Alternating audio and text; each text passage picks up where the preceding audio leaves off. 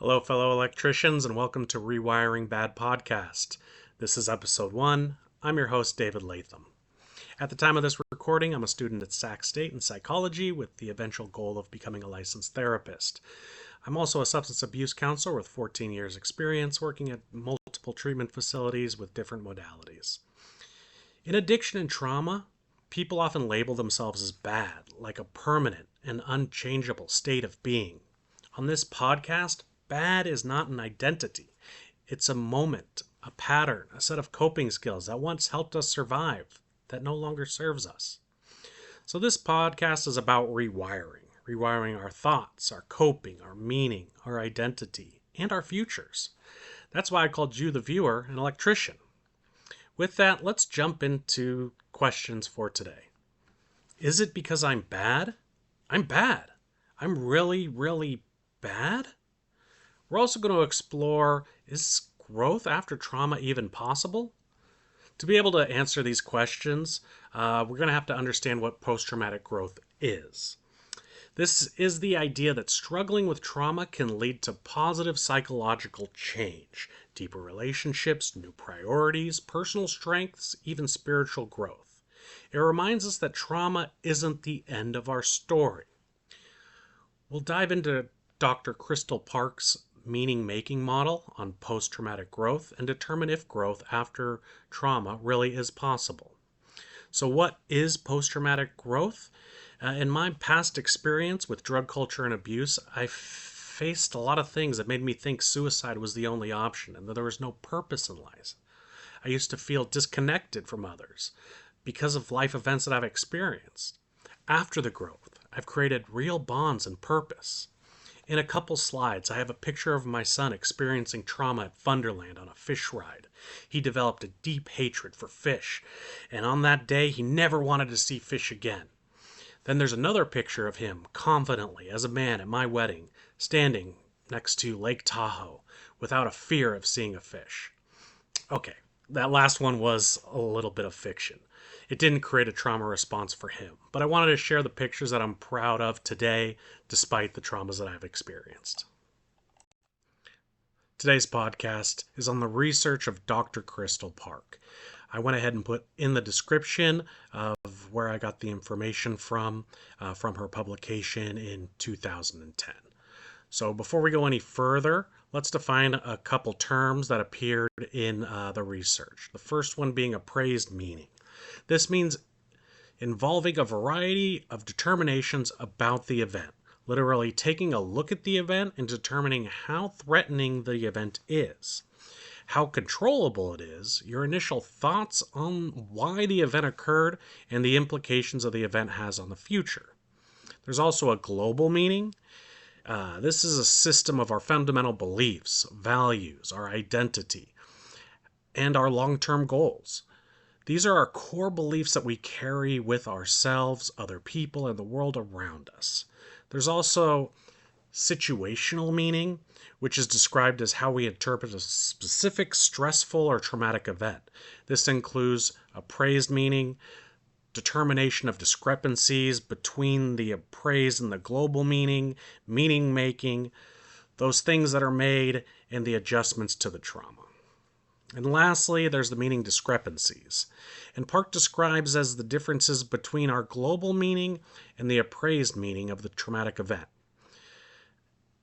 Essentially, meaning discrepancies appear when the trauma creates distress because the event violates our global meaning, our expectations of how the world should be.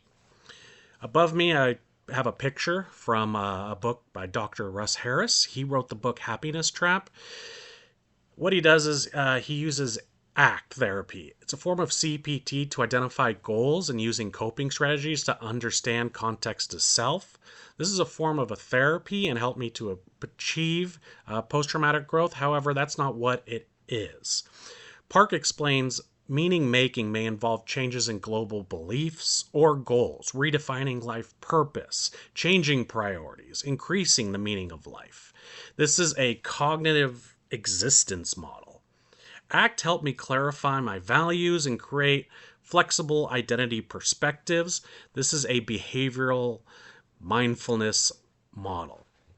So with AA, education, my experience in PHP programs and ACT, and just recovery as a whole, I was able to rework my identity, my beliefs, my values. That's the essence of this model. There's the picture of my son on the fish ride. The key to our stories is how we tell them. That's what Jo Weatherford said. She talks about how we can present certain ideas and it can shape who we are. I put a link in the description of that TED Talk. Park's model talks about trauma as something that shatters assumptions, especially when it happens early in childhood. For me, trauma started early. I experienced emotional pain and instability from some personal things that happened in my life. There wasn't security, consistency, or a sense of peace. So my early global meaning system, my core beliefs about myself, other people, in the world, were developed around fear, hypervigilance, mistrust, and survival. Instead of the world being safe and that I am loved, my global meaning surrounded more like the world is dangerous, people can't be trusted, and it's on me to survive. There was also intergenerational trauma that shaped my global meaning. My father's father grew up during the Depression era. My mother carried ancestral ties to the Holocaust and worked as a criminal defense attorney. And my genetic makeup was from the First Nations of Canada that impacted by forced assimilation and intergenerational harm. I have a history of a message that was carried that you do not belong. All of that fed into my global meaning before I even had words for it. So then when this traumatic event happened, my appraised meaning, or how I interpreted those events in that moment, fit into a meaning of people will hurt you, you are not safe, and you have to perform, otherwise you'll be abandoned. Over time, my situational meaning, how I made sense of each new painful event in the context of that history, kept reinforcing the same story. The world is dangerous, and I am not enough. That's where meaning discrepancy showed up too. Part of me believing the world was supposed to be safe and fun, but my experiences were saying the opposite. The clash created a lot of distress. I didn't know how to cope with the discrepancies. I started fearing others, reacting quickly without even thinking about the consequences, believing that everyone else was happy and that I had to be too. So feeling like I couldn't cope, I had to use substances. Alcohols and drugs became a way for me to temporarily soothe that meaning, those discrepancies. They made me feel good, confident, like I fit in, even though underneath the global meaning was still wired with fear, mistrust, and not belonging.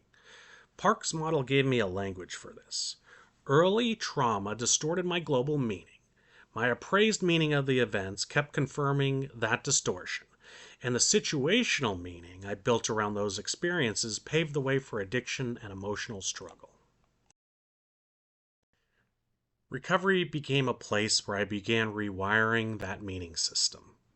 AA helped reshape my global meaning by giving me a set of spiritual principles to live by, reminding me that I'm not the center of the universe and that I also can't control everything. A foundation of honesty where I could be true to myself and others. Real human connection through community, fellowship, my family. Accountability taught me healthy boundaries.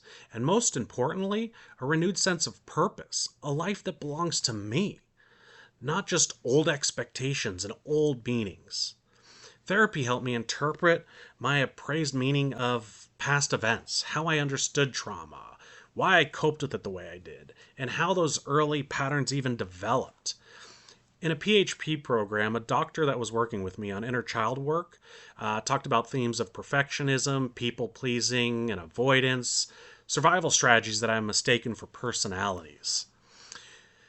We began to talk about negative self-talk and some of the terms that I used to describe myself, and he looked at me and said, "You know what the clinical term for those are?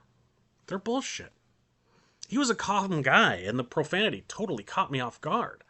But it landed with me because he was absolutely right. Those old thoughts are just stories that my brain made up under distress. Recovery gave me room to start writing new stories, new meanings about who I am and what I can be. I started to rebuild a sense of my meaning. I also began to rebuild my confidence, my belief that I could change my behavior, my thinking, and my life. The belief in myself that we'll call self-efficacy is one of the strongest predictors of recovery and resilience.